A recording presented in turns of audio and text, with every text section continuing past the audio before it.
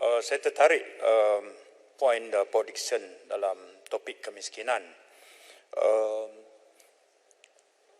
Sahabat saya dari Paya Besar sekarang Timbalan Menteri Kewangan, ya. Secara spesifik saya nak tujukan bahawa data penerima orang miskin ni kan, yang kita bagi BRIM dan BSS itu jumlahnya 10 juta. Saya berpeluang untuk menganalisa data itu. Penemuannya sangat memeranjatkan. Antaranya yang memiliki kenderaan mewah BMW yang umur kurang 10 tahun, itu jumlahnya 1,000 orang lebih. Dan mereka terima bantuan BRIM ni tunai daripada mula.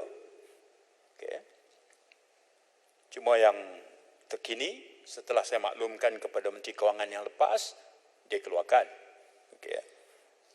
Ada penerima BRIM yang mempunyai 50 motorkar, yang memiliki 40 motorkar, orang Kuantan. Yang 50 tu orang Sarawak. Ada yang 39 motorkar, orang Kelantan. Ada nama dalam tu. Dan kita tahu namanya, alamatnya, nombor kad pengenalannya, semua lengkap. Ini data. Saya fikir, Paul Dickson, dari segi polisi dan niat untuk membantu orang miskin tu, tak ada khilaf di kalangan kita. Kesungguhan dan komitmen itu. Dari sudut pelaksanaannya itu, ketimpangan dan cacatnya ketara.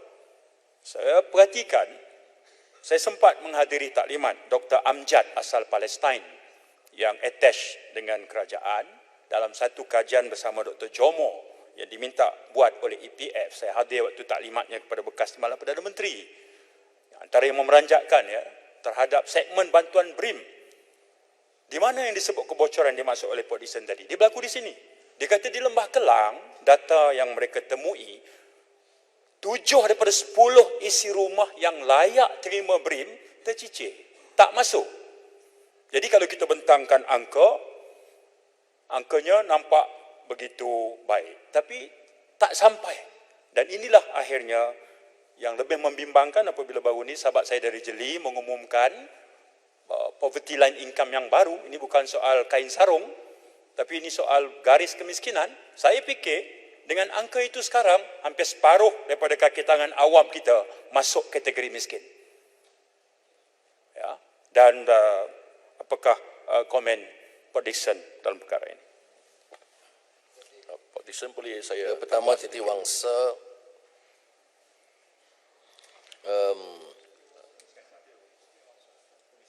Setiawangsa masalah. Ya. Setiawangsa, maaf. Kemiskinan bandar. Kalau kita tengok kajian multidimensional poverty line income ni, dia transparent, maknanya tidak menjurus kepada rural, urban, wilayah. Dan ini juga berkaitan dengan beberapa kajian yang dibuat, seperti mana yang dilakukan di Indonesia itu, kajian kemiskinan itu untuk setiap provinsi.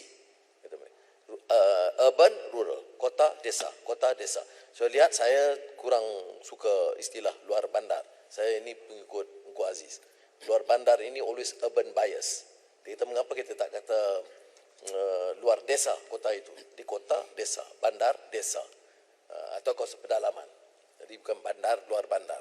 Jadi kalau dilihat di sini, miskin bandar, kajian UNICEF, saya ingat kita bahaskan di parlimen dulu, dan ada menteri berkenaan, kemudian dia hanya mengedepikan.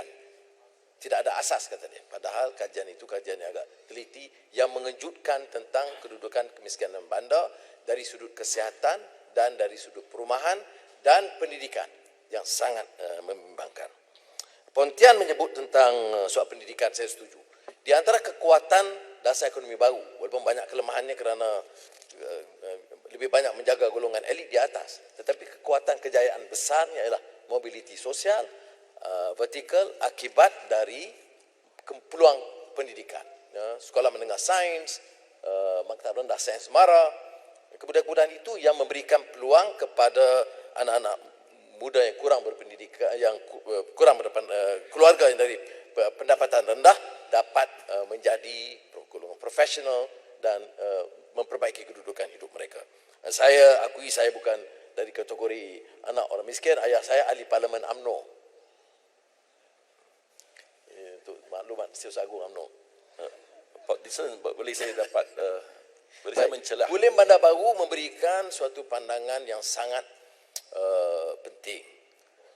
Sebab apa yang beliau berikan contoh ialah contoh kebocoran.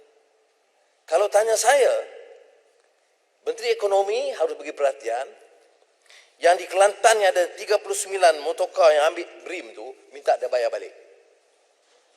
Haram wang itu. Atau yang di Selangor, di mana-mana tak kira lah.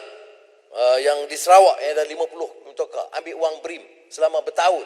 Ya, minta balik wang itu, kerana wang itu bukan wang dia. Memang salah teknikal, salah pegawai ya, untuk menyalurkan, tetapi mana boleh. Yang ada BMW, mana munasabah kita teruskan sistem begini. Dan apa yang lebih membimbangkan apabila di Lembah Kelang memang kajian itu menunjukkan ramai yang tercicir yang tidak dapat bantuan.